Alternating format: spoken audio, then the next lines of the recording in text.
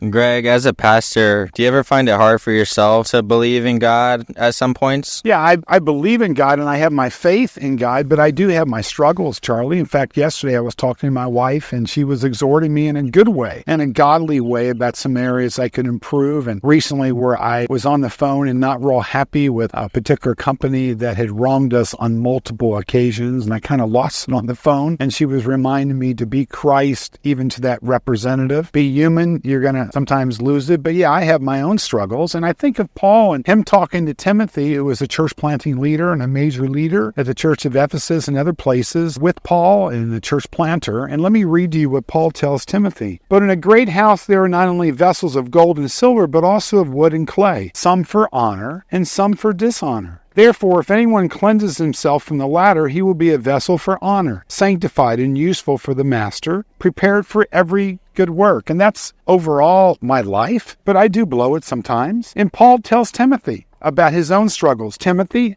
flee also youthful lust, but pursue righteousness, faith, love, and peace with those who call on the Lord out of a pure heart. He's obviously not just talking about his relationship with guys, but especially with women. Basically, it's not enough just to pursue righteousness with a woman. It needs to be a godly woman who pursues righteousness, faith, love, and peace. So Timothy was exhorted about his own life and his own relationship with the opposite sex to be sure not only that you are caring for someone, but in this case, even marrying someone of the opposite sex who not only knows the Lord, but loves the Lord. Don't marry someone who just says they know the Lord. Make sure they know Jesus, but they love Jesus, is what Paul's telling Timothy here, with those who call on the Lord out of a pure heart. You want a woman that has a pure heart, and I'm thankful that God gave me that with my precious wife. But then he says, but avoid foolish and ignorant disputes. So he's telling Timothy and the church, by and large, at Ephesus in 2 Timothy, watch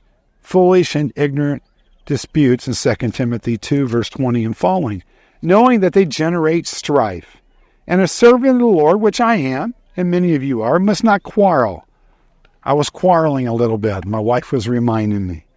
But be gentle to all, able to teach, patient, and humility, correcting those who are in opposition. I struggle with gentleness sometimes. If God perhaps will grant them repentance so that they may know the truth. In other words, you know the Lord, but you want them, the other people you're communicating with, to know the truth, that they may come to their senses and escape the snare of the devil, having been taken captive by him to do his will.